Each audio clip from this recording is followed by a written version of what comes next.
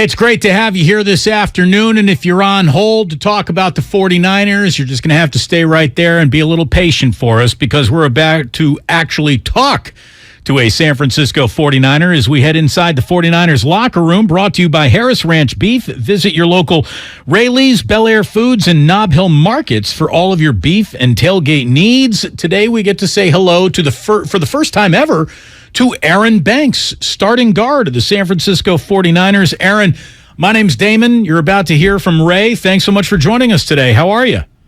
I'm good, man. How you doing? We're doing very, very well. Let's just start with what we've been talking about and what we've been saying about you. I think that you've become the most underreported, best story on this entire team. You're having a hell of a season for a guy who we hardly got to know at all last year. So let's just start with the congratulations on your personal come up here in the NFL. It's been great to watch. Thank you, man. I appreciate it. Absolutely. What has made it click for you here in your sophomore season? I talked about it in the summer, was asked about it, but I kind of just took this off season to really kind of change my body and kind of focus on, being able to play the Shanahan offense. You got to be able to run fast and, be strong at the same time and be quick and get off the ball and get to the second level. And that's something that I really focus on this off season, and working with Dustin Perry and Jordan Mazer, our nutritionist, and Chris Furst, O-line coach, just to be, the best player I could be this year. So what's the first bit of delicious food your nutritionist told you to stay away from? Man, he told me to stay away from a lot of food. he gave me a bunch of things not to eat, so it was kind of, it wasn't hard, but just had to lock in. In what specific ways did you have to change your body? Did you have to become stronger in the lower half? What exactly did you have to change physically about yourself? It wasn't as much of a strength thing, even though, there's always room to get stronger. It was more so just body composition, just cutting some fat, putting on some muscle, and, staying around the same weight range while doing that.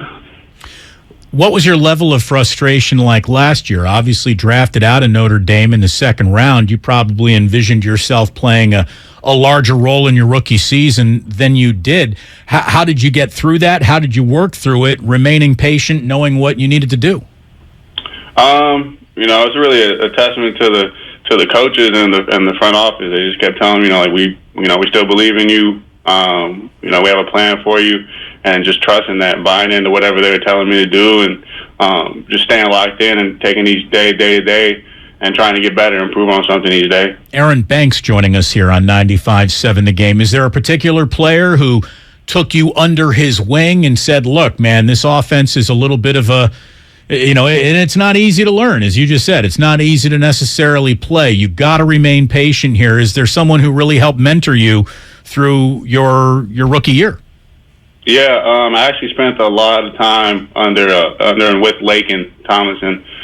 We'd lived together. We talked through a lot of technique stuff, talked to him and Trent, Alex Mack, Dan Brunskill, Mike Melissa. All those guys really at different points kind of took me on the wing and helped me along the way. But I did spend a lot of time with Laken. What was the one point that any of them made that made the light bulb go on over your head? Was there one single thing that one of them said that suddenly crystallized everything for you? Actually, it was Adam Peters, and I met with him through training camp, and he was, just emphasizing having fun, like playing fast, just let it loose. Because I kind of got into a slump in training camp, and just had to remember, like, this is a game that I love. And, I got a chance to just kind of cut loose. After the preseason, we had a week of practice before the first week, and, I kind of took that week to kind of fall back in love with football again. Not that I fell out of love with it, but, it's difficult at this level, and, try to come to work with a smile on my face and be excited to do this work. Was there a single moment that you can remember where all of a sudden you felt it clicking in, that all the things you'd heard from as many guys as you heard them from suddenly just congealed into a moment where you said, aha, that's what they're after? No, There's no one moment. There's a number of moments where I, started to feel myself like okay, that set works. I can, put my hand there and that works at this level, and just kind of hone in on my technique. But there's really no one moment. It's a grind and it's a marathon, really. One thing that I don't think television does justice to is the hand fighting that happens at the line of scrimmage. All that's happening under your pads and your helmets, and you're all leaning forward, so it's under your shoulders, and we can't see it. How much hand fighting did you have to learn just to keep the hands off of you of D tackles and D ends? A lot, and it's great when you get to play against the defensive line, like the guys we have with Kinlaw, Armstead, Kevin Givens, all those guys. They're really good. And so, when I get to bank reps against those guys and kind of learn how to play with length and, learn how to hand fight with those guys, like it is a fist fight. A lot of people don't see it, but it's a very physical game, even when it doesn't look like it is. So just a testament to our D-line, getting a lot of reps with them, a lot of one-on-ones, a lot of team reps, because those guys are the best of the best. Aaron Banks here on 95.7 The Game of the San Francisco 49ers. So playing next to Trent Williams probably makes your day a little bit easier, and then not playing next to Trent Williams probably makes your day a little bit harder. Can you talk about how you game plan for that change, whether he's there or not? That's where practice comes into play, right? Like, when the weeks that Trent wasn't playing, I'm getting the bank reps with Jalen, I'm getting the bank reps with Colton, whoever's next to me, trying to build that camaraderie and that cohesiveness, where we don't have to have a ton of conversation at the line of scrimmage. Like, we say one word and we're both locked in. I know what he's going to do. He knows what I'm going to do. After 7 games, you've seen a lot of guys use a lot of techniques against you. Have you started to sense that they're trying to that they have sort of a book on what you like to do and how you like to do it, and how have you combated that? I'm just sticking to my technique. Of course, you got to switch it up a little bit. If you do the same thing every rep all game, they're going to, write something up and dice something up to beat you with it.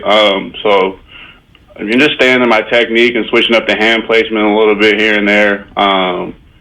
But really it's, you study your opponent. Like, you know what guys are going to do. They know what we're going to do, and just kind of put myself in the best position to win my one-on-one.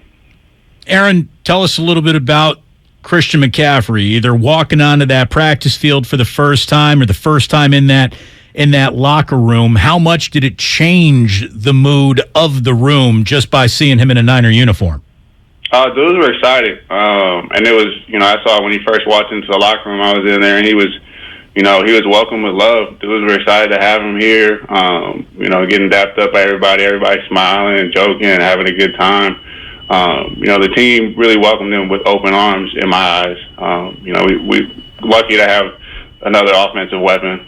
It sounds like somebody walked out of an emergency exit only door. What is there? Is 49ers headquarters being infiltrated or attacked right now? No. No, okay, good. I thought we heard an alarm going off behind you there. He looked around to make sure. No, man, I didn't even hear it. You heard it better than me. Is McCaffrey going to crash some of these offensive line meetings to get a better feel for how the blocking scheme and the way you guys run plays out in front of him? We have our meetings with our running backs and stuff. All getting on the same page, but he's doing what he's got to do to help us win. So if that means he's going to come and mess with us or whatever, that's on him, and that's on his coaches, and that's on the coaching staff. Have you found that you need to change not necessarily parts of your technique, but sort of some of the more intricate details of how you block, depending on who's going to get the ball? Or is it just, I need to make this hole this way, and then the running back's on his own? Nah, man, I don't care who's behind me. I'm gonna try to do my job to the best of my ability to help this team win. So it doesn't matter if it's Debo, McCaffrey, Jeff Wilson, Ty Davis. It doesn't matter who is behind me. I'm gonna try to do my job to the best of my ability, because whatever it takes to help this team win. We're inside the 49ers locker room with guard Aaron Banks here on 95.7 The Game. You're from Alameda. You went to, what, El Cerrito High School. Did you grow up a 49ers fan? If you grew up a Raiders fan, you can admit it. I'm not from Alameda. I'm from Hayward. Okay. Well, your Wikipedia page needs an update. Well, Wikipedia is not always accurate, you know. No, listen. It's a Notre Dame guy jumping down my throat.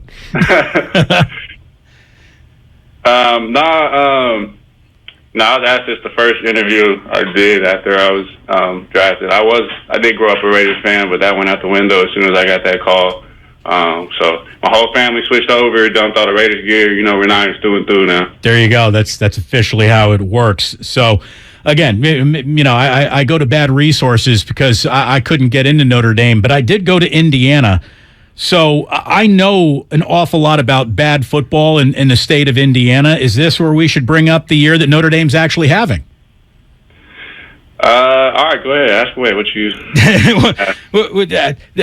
Are you still close enough to your Irish playing days when you see home losses to Marshall and Stanford that you get upset about those things? You know, I mean, I love Notre Dame. That's my alma mater. Of course, I want to see them win. But I don't know the ins and outs of what's going on in that building.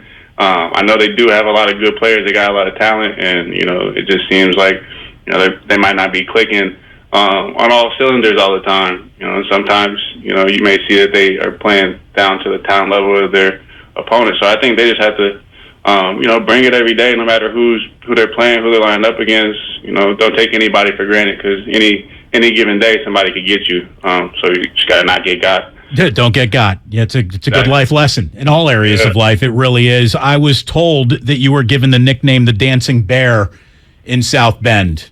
Can you tell us about that, or is it not for air? No, yeah. That's our OC gave me that my sophomore year. He started calling me that. He just said I was a big dude with good feet, quick feet. I was playing right tackle at that point. So he just kind of started calling me that, and it stuck from there on. They just kept calling me the Dancing Bear. Do they still call you that now that you work in another building? Nah, nobody here has called me that. That's kind of stayed in South Bend, or amongst me and my Notre Dame guys. But no, I haven't heard it much recently. Do you miss it? Nah, it's just a nickname, man. It's neither here nor there. What is the greatest Notre Dame tradition in your mind?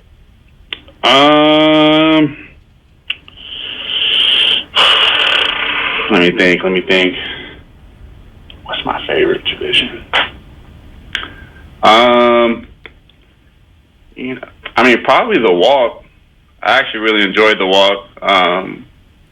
Through campus to the stadium. Just get to see a lot of fans and friends and family there, and normally you don't get to see them before a game, so it's nice to see those faces and people who are rooting for you. Right before a game. Were you shocked to see Brian Kelly develop a Southern accent so quickly? No comment, man. That was something. That was something different. Really, there's an awful lot of twang for a guy who spent time in the region. It really, really was. Aaron, from the Northeast, so I don't know. He's their own. Whatever he's got to do to, get welcome there. No doubt. Obviously, you guys took one on the chin against Kansas City. Football's all about turning the page and getting ready for the next opponent. And now you guys are getting ready for a big divisional game down at SoFi.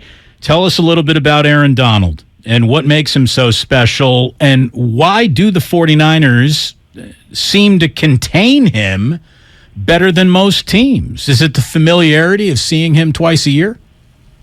I couldn't tell you, answer that, but I can tell you why, I think he's a good player. I think he plays a really good leverage. He's really accurate with his hands, and he plays with good balance. He's a freak athlete, super strong, and just a well-polished D lineman. He can be a game wrecker, and so you got a game plan for him. If you don't, he will be that game wrecker. So we just in our room we just try to do do our job to the best of our ability, and whatever we're asked to do, try to execute that.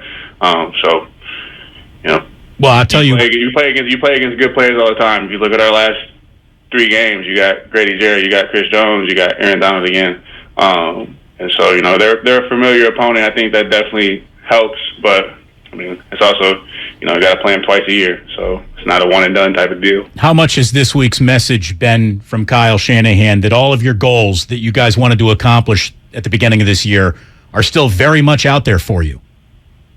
Yeah, and I was asked about this the other day. You look at our division, everybody's one off of 500 at 7 weeks. It's a very tight race, and, I said this the other day, I think it's still open, still very open division, and, it's anybody's game at this point. We try to win our matchups, take each week, 1 week at a time, and try to, go 1-0 each week. Our friends at Harris Ranch Beef, to thank you for coming on this show today, are going to send you a 10-pound package of porterhouse steaks for joining us, Aaron. Oh, that's awesome, man. Thank you. Thank you very much for joining us. Get them to a nice medium rare, and things should go well from you. Hopefully they're not on your banned substance list as you continue to make sure that you're in the perfect shape to play guard in the Shanahan offense. Let me also say, too, Notre Dame guys, they live up to their reputation, man. This was a pleasure talking to you. You were easy to talk to, and we really, really appreciate that. Good luck with everything going forward. Thank you, man. Thanks for having me. Thank you so much. Aaron Banks of the San Francisco 49ers here as we slip into our 5 o'clock hour, about 4 minutes late.